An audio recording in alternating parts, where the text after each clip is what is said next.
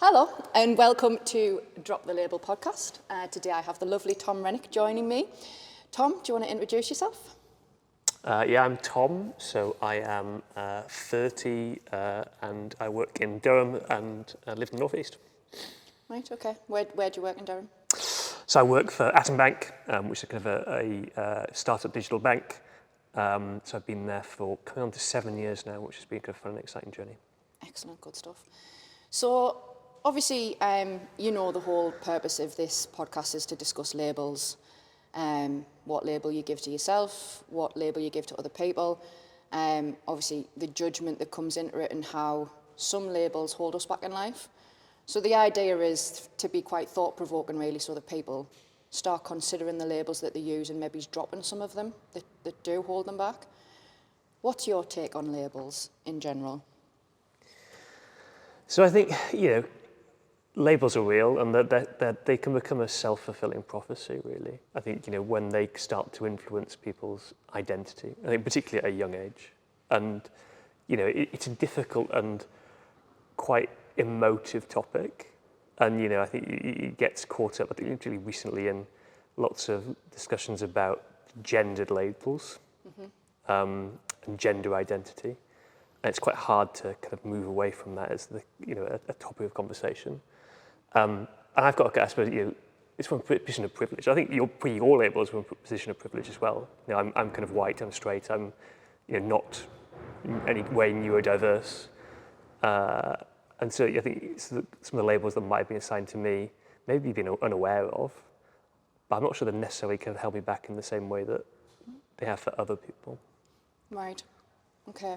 So if there was any sort of particular label that you would attribute to yourself, I mean, I know before we even started the podcast, you said, well, I don't have any labels, but you've straight away just said there, I'm straight, I'm white. Do you know what I mean? You sort of subconsciously do have those labels, but maybe you don't think about them as much. Yeah, I suppose that they're very much kind of enshrined in your kind of self-identity. You can't change those things. They kind of are who you are. I think whereby someone is assigning a label and then your behaviour almost kind of mirrors that label over a period of time. That's much more problematic. In what way? Oh, how controversial do you want to be? As controversial as you like, Tom. How PG do you want to be as well? I don't know. You know me, Tom. I've been dropping F-bombs in everyone and So what PG. what do we think about some of the worst labels you could assign to people? Like, so what if it's, well, I'm not going to call you a slut, but if we use that word, that's pretty, emotive, isn't it? And that's kind of been a word that's kind of been, I suppose, used to, you never, as a guy, you very rarely you don't get slut shamed, right? 100%. Yeah. It's kind of it's a double standard. It's kind of stud player, kind of, I guess fuck boys kind of crept into vernacular a little bit more recently, but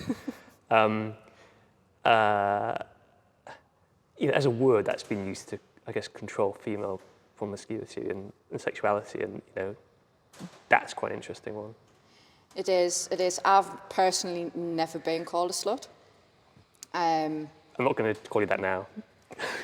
Well, you would have no justification to call me that because, you don't know.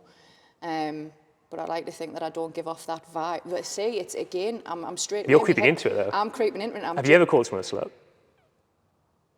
Oof, possibly. Yeah, I will have. I mean, that was the whole point of this podcast was a reflection that I've been doing in some of the words that I use and some of the labels that I use, and I want to drop the labels that I use for some people, especially when they're used in a judgmental way. And I suppose it's because I want to grow as a person and not have that. But yeah, definitely, for sure, in the past I'll have called someone a slut. And actually, now that you've said it, it's like, oh God, I have. You're an awful person. It's quite like it's like a sort of gut wrench, and like, I have, and that person might not have. It's like, I'm still sort of just justifying the fact that there might have been, and I've used it, do you know what I mean? Yeah, it's a difficult one. There's loads of kind of words like that are kind of, they've just got so, I guess we use it as an insult, but actually if you take that to heart, you know, it really kind of influences people's behaviour. I suppose if I had been that way inclined and I had been called that, would I then have started to think, well, everyone thinks I'm a slut, so I might as well be one? I wonder how often that actually comes into practice with people. If they think that that's what people view them as, then do they then start to ham it up, I suppose? Possibly goes the other way though, doesn't it? That actually, because that's the whole slut shaming phenomenon, is that, you know, actually you kind of feel that you have to kind of hide your, you know, sexuality, and that it's something that we shouldn't talk about, and you can't be kind of you're kind of positive talking about sex. Because that's the thing. I mean, at the end of the day, we are all sexual beings. At the end, like that's the whole purpose, isn't it? You know, The whole purpose of life. Well, not, well, it is. It's a massive factor. It's like even when people talk about sex and relationships and things like that, it is. It's a massive factor. It is a huge element of life. And like you said, it is very gender specific as well. Like you don't get men being called a slut. You just don't. Unless then you go into the other label. If someone's gay, then you might then reference them as a slut.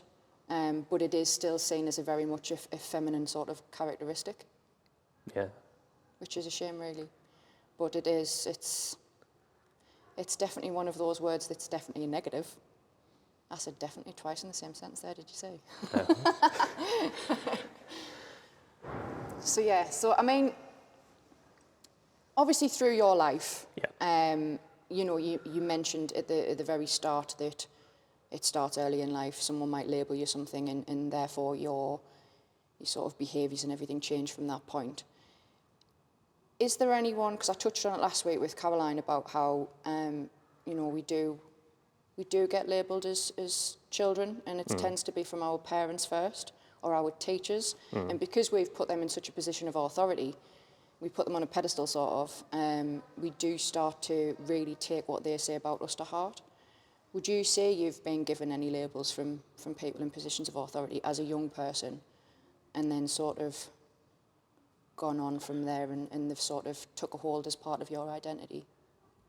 Probably not labels with negative connotations, which is interesting actually, in terms of the whole drop the label kind of phenomenon. So yeah, I guess, you know, if you think about kind of encouragement in kind of as a child and kind of adolescence, and, you know, yeah, I was probably certainly kind of attributed with, you know, a smart or kind of brainy type. Never nerd. It had never kind of went that far, but as a label. And actually, as we go, if you talk about kind of identity and kind of trying to instill a sense of, you know, what we can perceive as good behaviour, that's probably not a bad one to be labelled, particularly when you're kind of growing up. Although I suppose, you know, elsewhere in the classroom, if people aren't kind of, you know, perceived as that, you know, that's, you know, inherently kind of a little bit exclusionary. Yeah. You think, okay, well, what's wrong with me if I'm not being, you know, called smart or not? And you know, a lot of people at that age don't realise what they have to offer. That's definitely one that I've probably encountered, but not a bad one, I don't think. Yeah, it is quite a positive label to have. But I suppose on the other side of the coin, then you've got some of your classmates who maybe haven't been given that nourishment that you've been given, and they don't realise the potential. And what sort of labels would you think that they might give themselves in that sense? Or as kids do lashing out at school, if they don't feel that way and they aren't being nourished, would then maybe they would reference you as a nerd over the smart without you realising it? Yeah, possibly. I think you know, when you're not, there's definitely a bit of an us and them thing at school, isn't there? Yeah, I think regardless of kind of what label you want to assign to it, it's very tribal. You know, it always has been, it always kind of will be. You know, it's you kind of have stereotypes, you have different kind of groups, and I guess kind of inevitably they do have kind of labels. I'm trying to think back as to, you know, what you'd call people at school. I mean, you always have groups of chavs, don't you? Like that's just kind of a, you know, an identity that I think some people foster. Yeah. Whether they deserve it or not is, I'm not sure I should say, but... You're not sure you should say. Yeah. There's definitely truth. Occasionally there's kind of truth in it, though. Yeah. I think. I know I've been called a chav. How'd that make you feel? At the time, I suppose I wasn't that bothered. Massively. Looking back, I probably maybe should have been a little bit more bothered. I mean, people will look at me now and sometimes say I'm a chav because I spend my life in tracksuit bottoms. But I work in a gym. You know, there's a perfectly good explanation as to why I do sort of dress in that way, and it's often sort of your visual, what you see of a person first brings about the label chav in itself. And then I open my mouth and I'm obviously a very strong mackem unless I use my phone voice.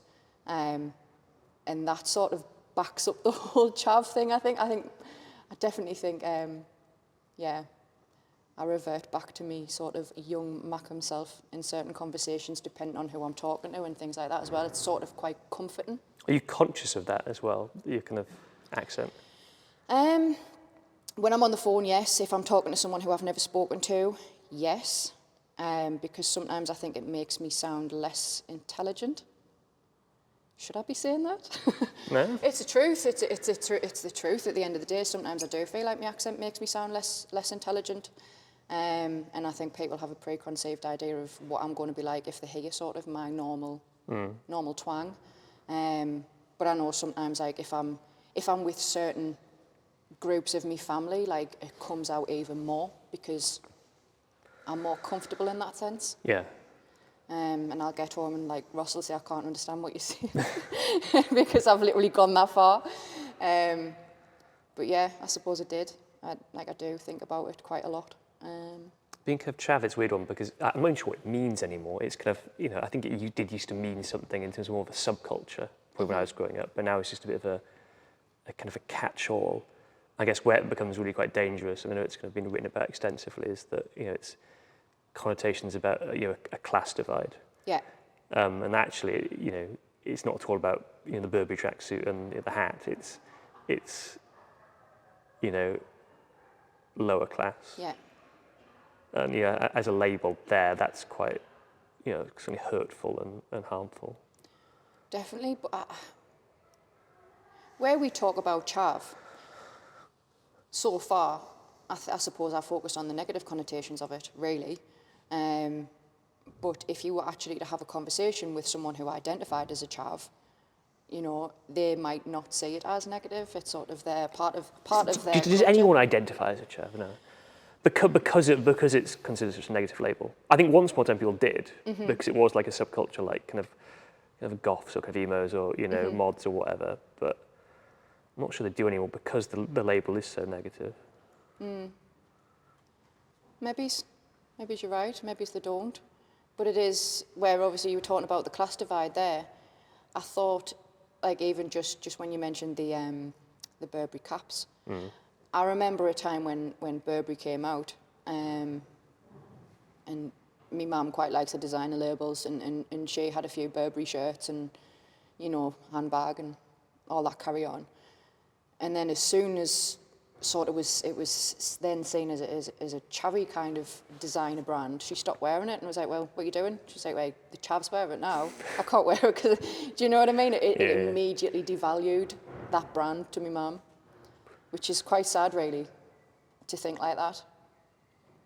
It's true, though. There's brands like that now. Stone Island's one, I think, whereby you get a lot of, I'm not sure how to describe the people that can wear it, but it's definitely less popular because of it. But it's quite mental, really, because some of these brands, like you always, well, you don't always, but possibly always, associate, like where you said chav, you know, lower class, generally lower class, less money. But, you know, they're quite expensive brands. Stone Island is an expensive brand, like.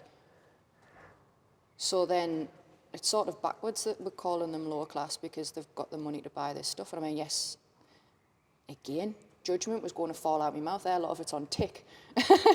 But at the same time, it's like, you know, they are trying to sort of brand themselves out of a lower class situation, label. Do you have any labels for me because what you consider my class to be? I had this conversation with Ross, actually. Well, before today? Before today, Okay, yes. okay. So I'm ready for an assault. no. So I was talking to Ross about how labels can totally change your relationship with a person if you let it. Yeah. Like, sometimes it completely stops you from actually even nurturing or developing a relationship with a person if you've got a preconceived idea as to what that person is. So I remember when you started, and I did call you Posh Tom. You were Posh Tom. To who? Sorry, to Ross. And I remember Ross asked me to cover a PT session with you. And I said to Ross, I said, I'm dead nervous. He's like, why are you nervous? And I was like, because it's Posh Tom. Like, obviously, he's very well spoken. He's from a good background. He's got a good family. And I'm just Sarah from Council Estate. And You make me sound like a celebrity.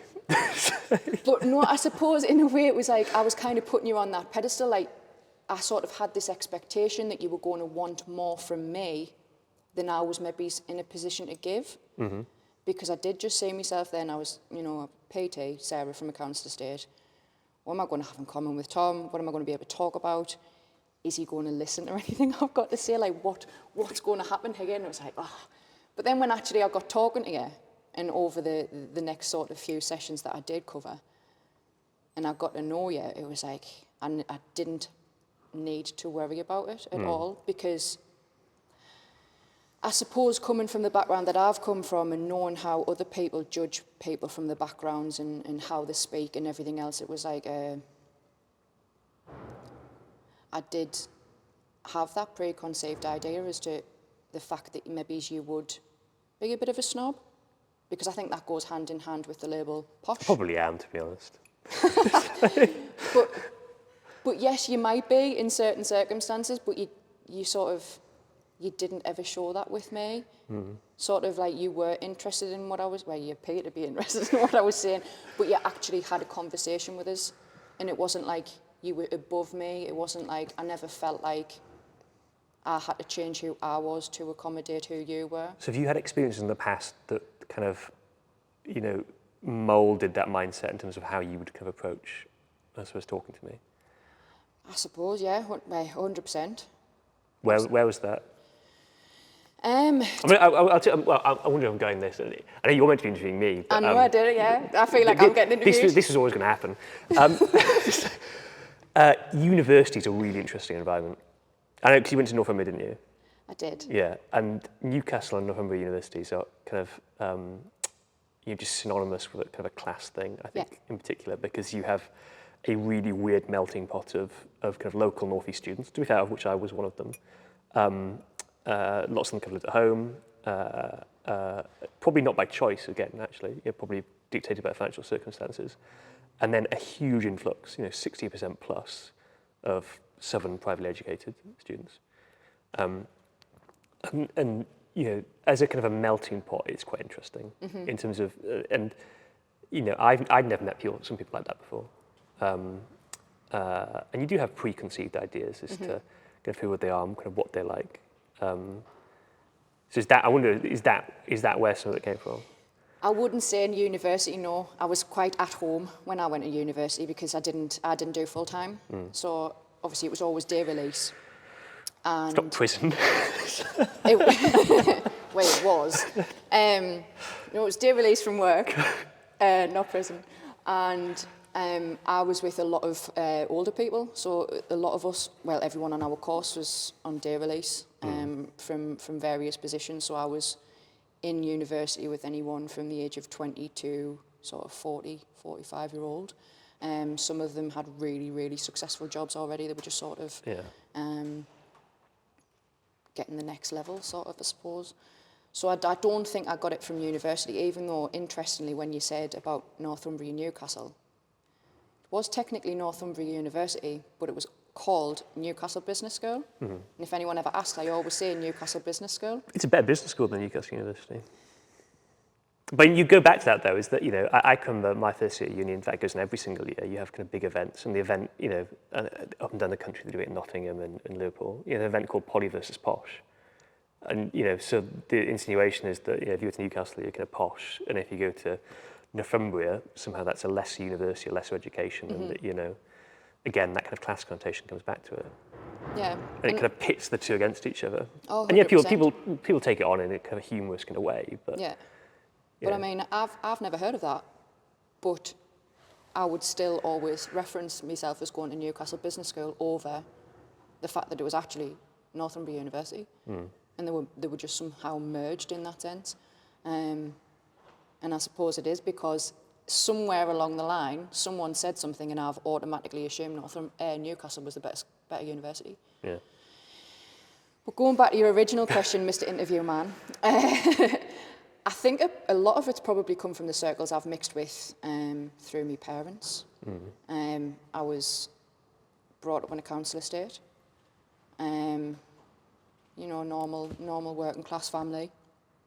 And then my stepdad set up his own business, became really successful, started to mix with people, a lot wealthier people.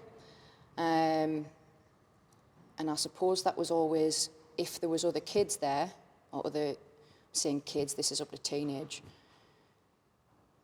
I wasn't always in place. I didn't always feel like I should be there, if that makes sense. Like out of place, because they were very well spoken, they'd been very well, most often privately educated. So I went to Farringdon Junior School, South Moor Comp, just in Grangetown in Sunderland, just very standard, comprehensive school. There was talk of us going to a private school at one point, and I flat refused because I knew how I would feel. I knew I wouldn't feel I would feel out of place there. Yeah. But then I suppose that's gone on in a later life, managing a warehouse and being told I had to dress a certain way to show authority with staff, but also show that I was capable of my job to the people who we were servicing, which I always found mental.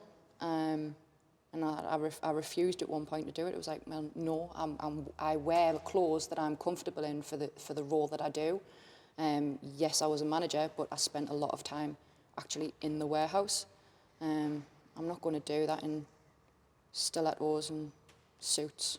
Yeah. Just to suit other people.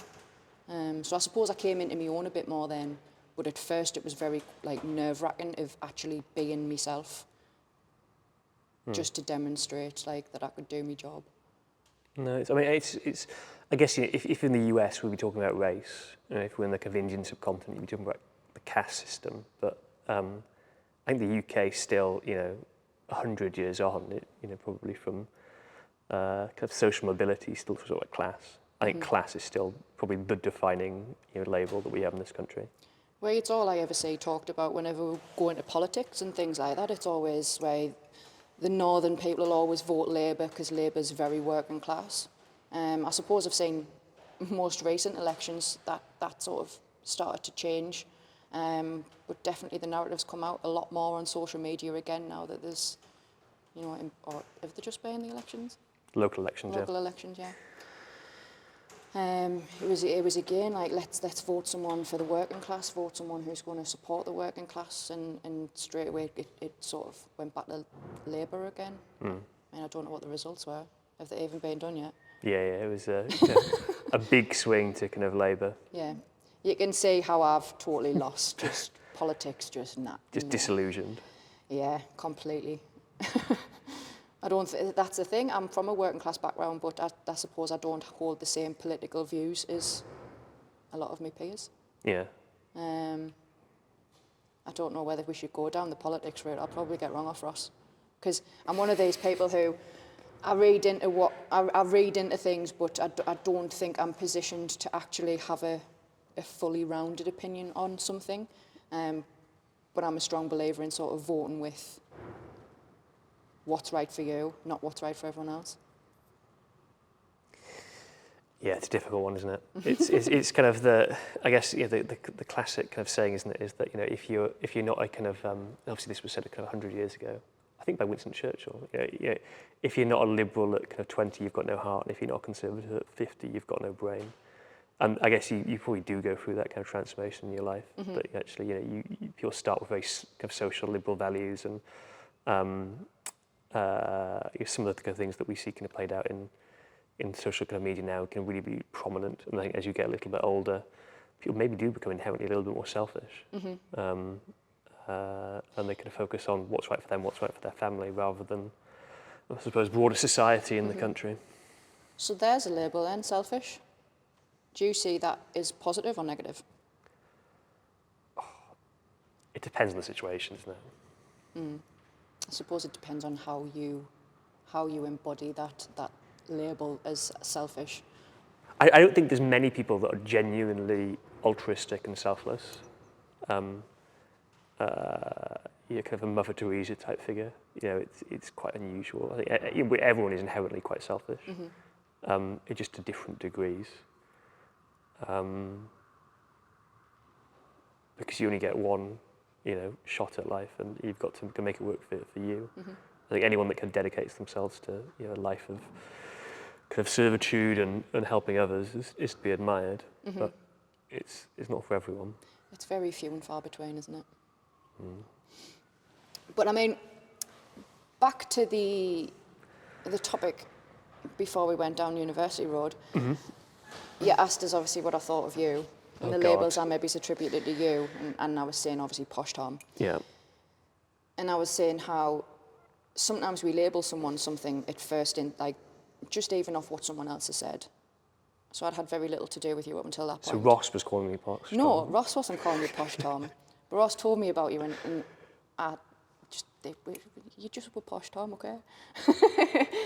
But that could have potentially stopped me from developing the relationship that I've got with you now. It's totally grown over the years. You've been with us, how many years now?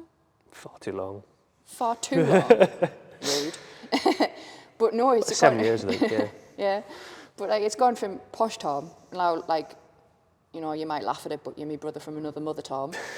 And then it's successful Tom, friend Tom. Do you know what I mean? It's it's developed over the years when just me putting that Posh Tom label on and my preconceived ideas of the fact that you might have been a bit of a snob and not wanted to talk to us because of my views of myself, that could have totally stopped our relationship being what it now is. Yeah. Which is a friendship, and obviously, like I said to you before, you're someone who I completely respect, and if I ever wanted an opinion on something, I would come to you for it.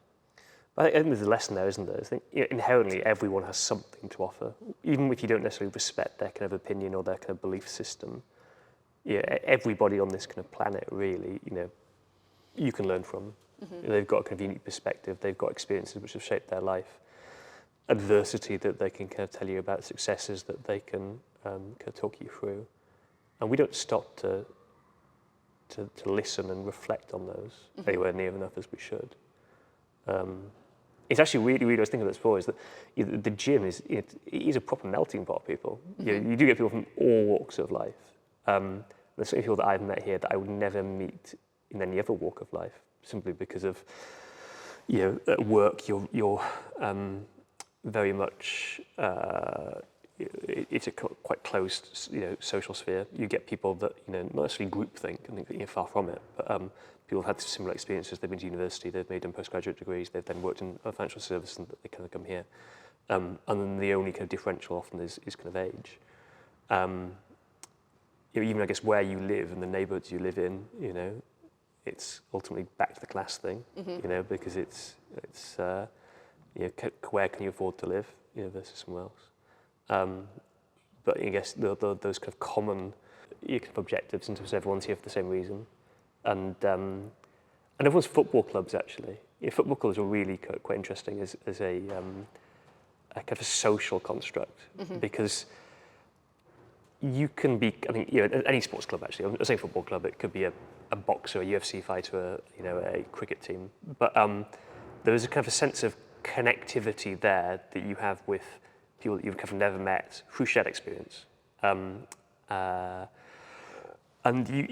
millions of people potentially across the world, whereby you have something in common with them. I think the gym is a little bit like that in a strange way. So even if class, sex, gender, whatever you can sit on the spectrum, There was I'm trying to think of the right word. I'm struggling, but a common kind of set of goals. It brings everyone together as a community, doesn't it? Yeah. An unexpected community, because generally when you think of communities, you think of, again, class, where you live, the town or the village that you live in, that's your community. Whereas obviously in the gym, it's a community, it's a melting pot of all of these different people and all of these different characters, and from all walks of life, different ages, shapes, sizes, you know, and they have got that one common factor of if they're in the gym because they want to be healthier. There's lots of interesting actually labels about body shapes, mind, isn't there, in the gym? Too many. Yeah. Definitely. I can remember I wasn't a particularly lanky kid, but I definitely was skinny, and it was almost certainly probably have been called skinny by people, I think, looking back at it. And that definitely is an interesting one in terms of actually, you know, you think genetically that's just how your makeup is. And I know people as well that were kind of overweight, and they felt that it becomes really part of their identity. Yeah. That you actually, you know, oh, he's that fat kid. Yeah.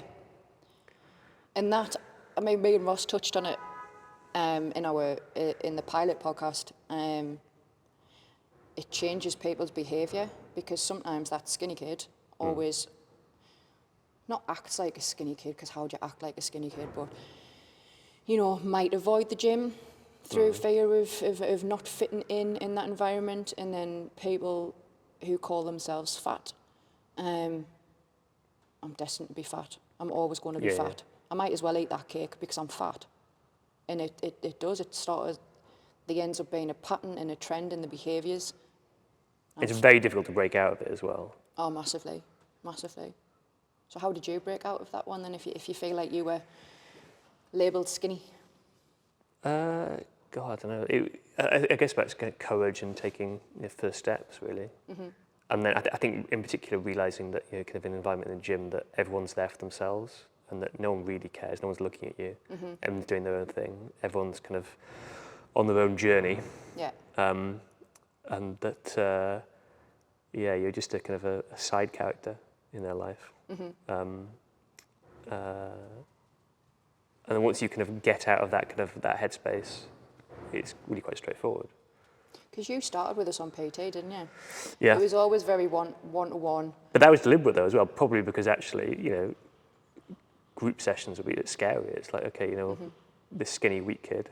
That was my next question. You've answered it without us having to ask. Go on, what's it? It was about, like, obviously, was that deliberate? Did you decide on absolutely. one-to-one for that reason? Yeah. I think I'm incredibly confident, and always have been for almost all walks of life, but it's an environment that was new and it's a little bit scary.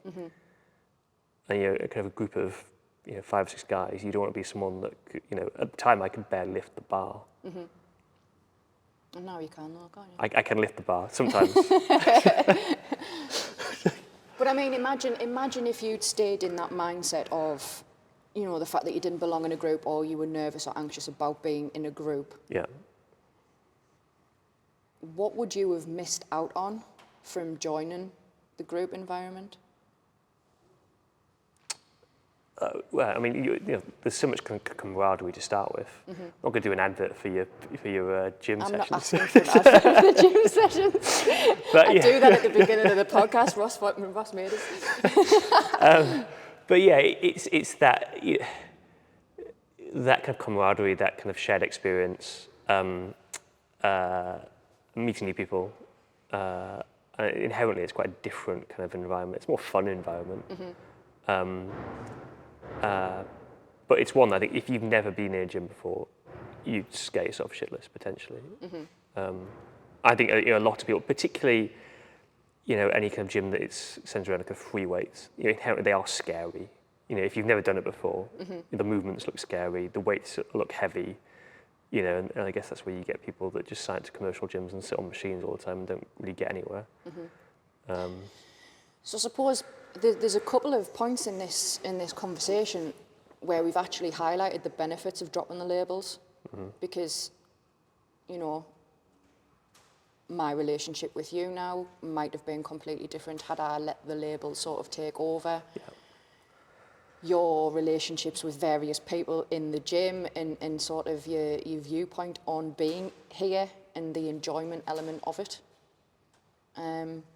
Might not have happened had you not sort of dropped the whole being nervous about the weights and how it looked and intimidated. So I think it quite clearly demonstrates how important on occasion it is to drop these sort of preconceived ideas that we have of things. Yeah. I mean, it's difficult though, where, so the Posh one is pretty easy for you to drop. It's easy, relatively easy, because, that is then about, as we talked about before, if you can have the conversation, if you can respect someone else, if you can understand them, and actually, like I said, understand what they have to offer. When it's a label I think is self-attributed, so let's say skinny or weak or something, that's much more difficult to drop. That's kind of delving really quite deep into your kind of psyche, I think, to get rid of that. Because also there's an element of truth, right? So there's an element of truth in it. Yeah. Yeah, I definitely think I suppose that's the thing, if we internalise labels and if we've come, ultimately, those labels come from somewhere. Yeah. And it's not always from self, but it's the fact that we've then internalised them and we've identified them and we've become them. Like, do you know, was it you that called yourself skinny first, or was it someone else past comment and it's registered and it's gradually grown into probably, yourself? Yeah. Well, because I guess you have to be aware of the label in the first place, right? If we had a society that I suppose was very much more kind of body positive, we wouldn't be having the conversation, would we? Because people perhaps wouldn't see skinny, fat, or whatever as necessarily the issues that need to be addressed. Yeah. Because we're coming from a point, actually, I suppose, that actually skinny is bad, and that there is something that you can kind of improve too. Yeah. So skinny's a negative label. But to some people, skinny would be a positive label. Yeah. Because it would mean that they lost weight. And maybe they've always identified as an overweight or a fat person. It's very interesting. I always I like obviously having a different opinion and talking about different labels and things like that with people, because I think it massively gets your mind working and thinking. That's good, because you've got a podcast on it now, so it's just really like talking about it. Well, I know, that was the whole point, because I found it really interesting, and I suppose I'm at an age in my life where I want to grow as a person. I don't want to always stay the same. It's like you get some people who always want to educate themselves and learn new, not learn new habits, but learn new skills. And I think self-development's quite a big, broad spectrum. And I think self-development in being able to look at yourself and look at labels and look at how you judge other people is quite a big area of growth. So yeah, I think that's why I've focused in on it, and it's keeping us awake at night sometimes, thinking about various conversations that I've had with people and thinking, should I have said that? And is that judgmental? And so tonight you'll be thinking about all the people you called a slut before. Don't stop talking about it. No, it's like, and then sort of a justification sometimes creeps in, and then it's like, no, it's not something that needs to be justified. It's something that I need to explore different opinions on certain topics, because I think that's so important, to be able to actually sit and listen to someone else's opinion on something. Yeah. Obviously you turned in the interview at the day, and asking me questions, so I'm going to role reverse. Okay. Did you have any labels for me when you first started? Oh God. Not that I can think of, but it's specifically for you. But and it's awful to say it, but I understand what you're saying before with the accent thing. Yeah. I do get that, and I'd be lying if I said I haven't thought about that for people previously. And despite my accent, actually, I'm more northern than you, technically. Technically a Geordie, but Geordie. not that you would know it, but that is a preconception, I think, that people, when you speak to people and you hear the kind of the accent, you think, kind of somewhere that there's a kind of education thing, and it's complete bollocks. That's possibly the only one. Yeah. Yeah. Oh, I can live with that. I can live with that because I'd already labelled myself as that, so I suppose I kind of give off that vibe as well, maybe. But yeah, it's interesting. Interesting, that one, definitely. So I try and touch on current events. Yes. And other things that are a focal point at the moment. So it's Mental Health Week. Mm-hmm. So what is your view of that from a label perspective? Mental health. Go. So just go. I think as a country we've got a lot better. I think because there certainly was, and there probably still is in some kind of demographics, a stigma with mental health. I think that's born out of a lack of understanding. I think what we've done is really just kind of opened the lid on it. I think a little bit more and encouraged conversation about it. And I think people talk about it much more kind of freely now than they ever have, which is good. But there's still so much more to do. There's definitely a mental health kind of pandemic. I guess in the country, and there's a lot to be said about the lack of services around that. If people do have issues, the waiting lists are weeks, if not, well, certainly not weeks, tens of weeks, if not months, before they can actually kind of be seen. But I think the stigma is slowly going away. Because certainly in the last 2 years, everyone's resilience has been tested. I think you'd be hard pressed to speak to anyone that hasn't felt down or low or had depressive incidents or anxiety. That's just, I think, through that kind of adversity that everyone's faced. But yeah. So, a couple of weeks ago, I watched a clip from Steve Bartlett's Diary of a CEO. Do you listen to that one? I don't, but I know who he is. I know the podcast, yeah. So he did one with Piers Morgan. Obviously, label Piers Morgan, most people think he's a twat. Historically, a lot of what he has done justified in calling him a bit of a twat. But I think he's got a lot to offer in some of his opinions, and one of his opinions was on mental health, and that was the snippet that I watched. And he was talking about the difference between mental health and mental illness. And obviously where you're talking about the waiting lists and limited access to sort of services and things like that. And he says, 33 billion people have been diagnosed with mental health. And he says, but it's bollocks. It's not mental health. And there's this whole difference between mental health and mental illness. Mental illness is where you actually need treatment. You need to be under the care and supervision of someone else. Whereas mental health is sort of used on a broader scope as people who are suffering with general anxiety. Kids going through anxiety with exams, anxiety over relationships, and feeling low in self because of circumstances.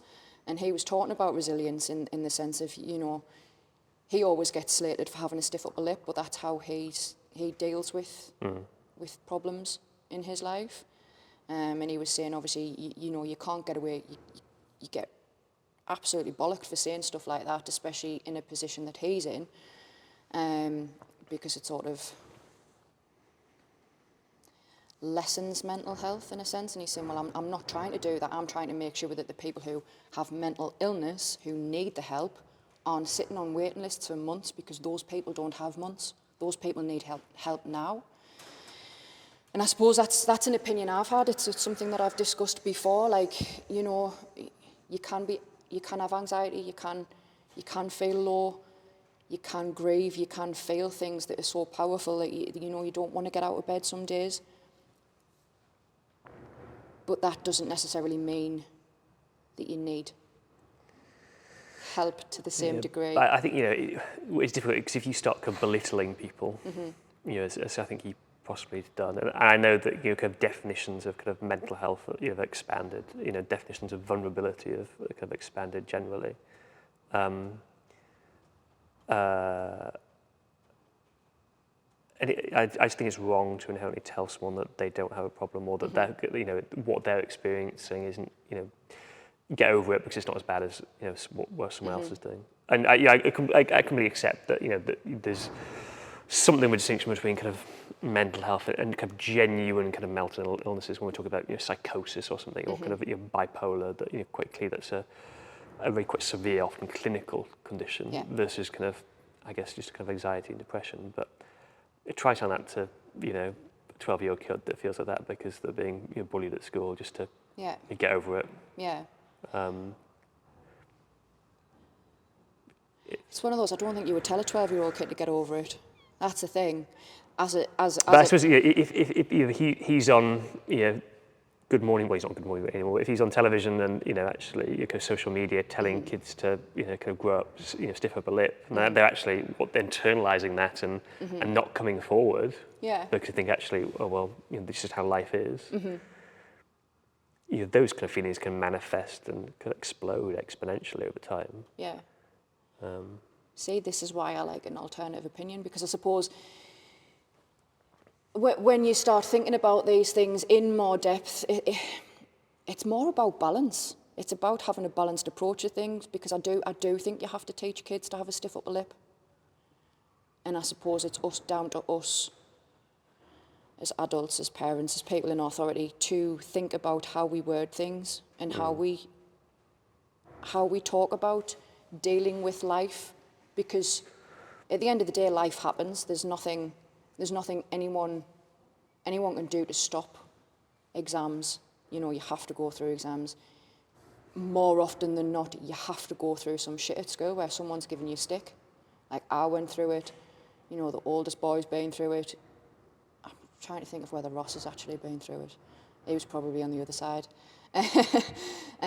But like it is, you've got to teach them that you've got to have some level of resilience at the same time as being able to talk about your problems. Like I hate the fact that kids come home from school and they feel like they can't talk about the fact that they're being bullied, and they do internalise it. But at the same time, it's like, well, how much has happened in their life prior to that for them to either, one, not be able to openly talk about it with the parents, who realistically should be the one person that they can talk about it, or two people that they can talk about it to, and what's happened so that they, like, what... It's a parenting, isn't it? It's about you making sure that there's a kind of a safe space for for conversations, and that you can bring up children in a way that they kind of inherently trust you and feel that they can talk about anything. I guess lots of people just don't have that nurturing environment. I suppose I just feel like it is a lot about balance, but when we talk about mental health, I think it encompasses so many different things, like labels do now. It's so many different elements that some of them need separating in a sense, so that the people who, are clinical get the help they need, but then maybe dealing with other, like, have other counselling sort of avenues available to other people. Yeah, I wouldn't disagree. What are you holding up there? Couple more minutes. How do we want to wrap up on that then? I don't know, how do you wrap up? Well, this is the first time this has happened where we go, But yeah, so, I mean, obviously it's quite a big topic. It's quite a controversial topic as well, I suppose. And I'm no doubt going to be discussing it with multiple people, but, I think ultimately it comes down to a balance and being more open-minded to the various labels surrounding that. I think it's about talking, it's about understanding, and it's about changing. I think what previously is very kind of long-held historic stigma. That actually, and you talk about labels. There's certainly probably slightly older generations that they can have your mental health, and the word that comes to mind is weak. Right. I think. Yeah. Instead, actually, it's part of the human condition. Yeah. And in many cases as well, I guess depression. It's a chemical reaction. It's not something that they can necessarily do anything about. Yeah. But I think we're getting there slowly, very, very, very, very slowly. So I guess we're ending this chat then on the fact that as a society that there's quite a fundamental label to be dropped there, which is the stereotype of someone suffering with the mental health being weak. Yeah. So that's why it's important to drop the label. Absolutely. But yeah, it's been lovely talking to you, Tom. Thank you very much. Thank you. Thank you. Thank you.